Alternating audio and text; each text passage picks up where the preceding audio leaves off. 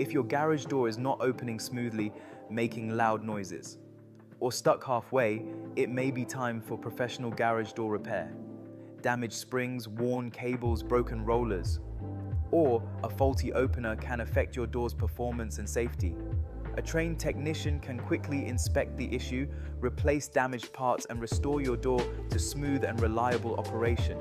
Regular maintenance and timely repairs help extend the life of your garage door and keep your home secure.